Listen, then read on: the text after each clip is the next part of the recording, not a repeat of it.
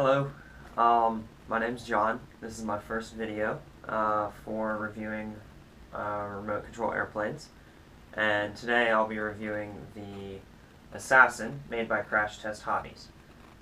Now on here I made it look a little different with the tape and whatnot. I named it Denali, which is kind of funny, but I named it after the mountain that President Obama just changed. Former Mount McKinley is now called Denali.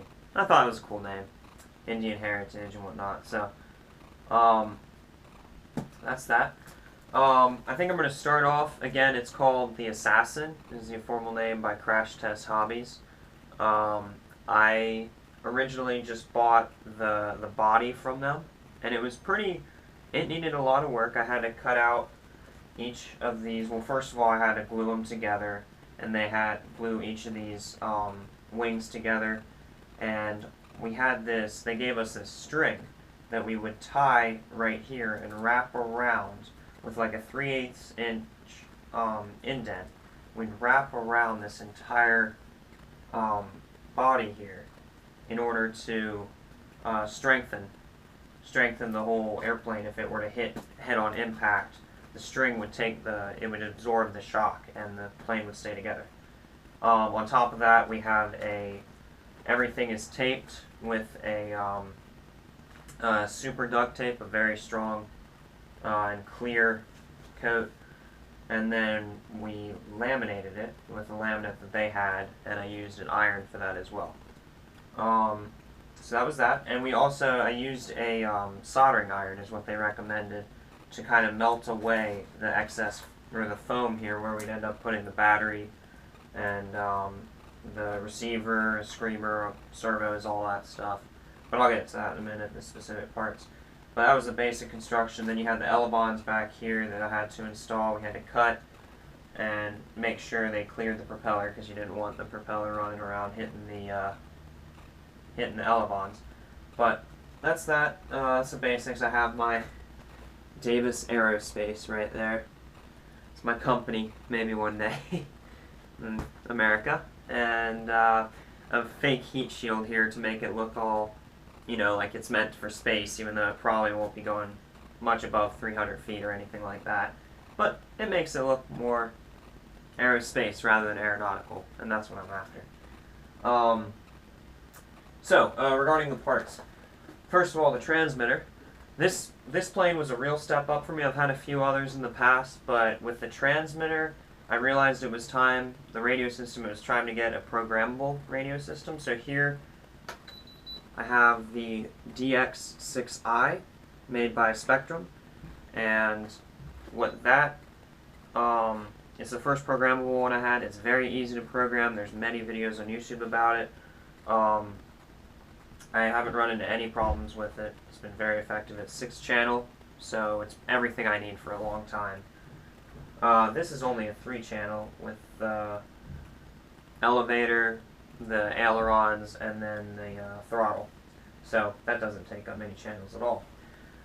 But with the servos, they're high-tech servos. They are, let me read them here, HS5055MG, digital micro. So they're programmable, and I've used those. They've been strong. They're metal gearing, so they're definitely capable of withstanding the speed. Oh, the speed, by the way, I've gotten it up to around 60 or 70.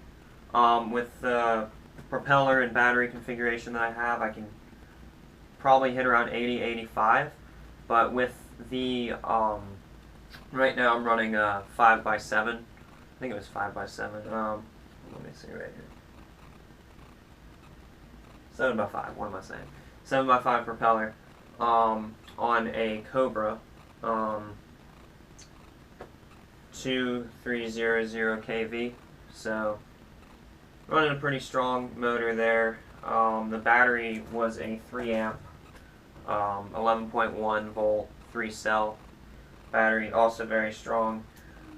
Gives a lot of power for this airplane. It's very fast. It's been interesting trying to control, but one problem I ran into, and I still actually have this problem, I need to get it fixed, is the back of this Assassin has it's a it's a wood composite. You can't see it here because I have it taped, but it's a wood composite that goes along right along there.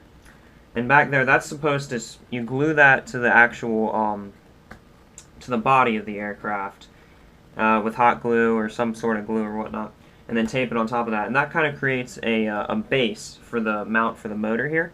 Unfortunately, mine, I believe I forgot to glue the outsides or something, but I had a pretty nasty fall second flight in, and it actually, the shock broke the back, broke part of this plate that's back there that you can't see here, and actually ripped up the mount just a little bit.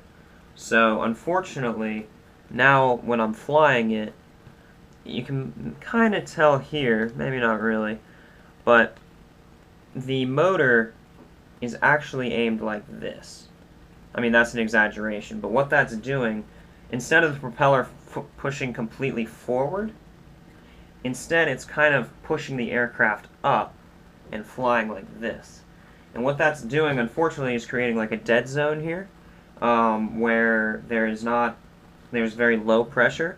So when I try and move the elevons up, it's not getting much of an effect, and rather than climbing, it's just kind of sputtering along like this. And that's definitely hard to control because it's like you're not able to use your elevons at all. So pretty much you're just flying around. So what I need to do, I need to get this mount fixed back so it's level with the aircraft on the same plane. That way you create more of a forward motion rather than a climbing dead zone motion.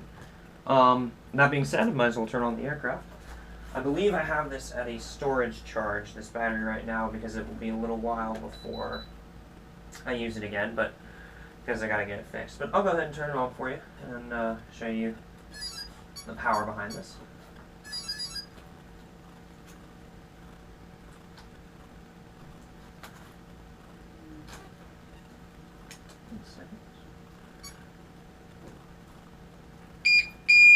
That's loud. That's called the screamer.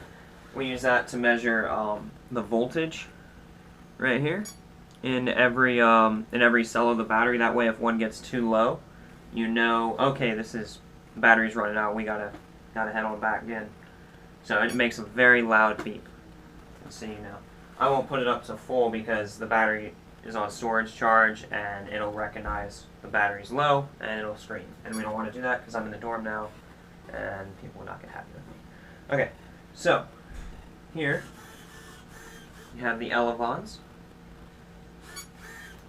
doing their thing up and down, just like they're supposed to. And the throttle.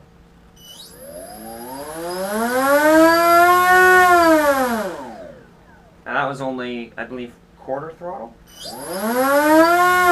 1/3 throttle. It's very powerful. This thing can go, like I said, I mean, it's amazing how fast and how powerful this is. But that's that. Make sure to turn off your transmitter first because you don't want to accidentally hit the throttle switch and have it fly on you. And then unplug the battery and then the screamer. And the battery out. And I use Velcro here to kind of keep the battery attached. It's enough for if there's a large impact, it sometimes comes out. I've only flown it 3 times now. Third time I flew it was with the dislodged motor mount, so that made it kind of difficult. So that wasn't really a successful flight.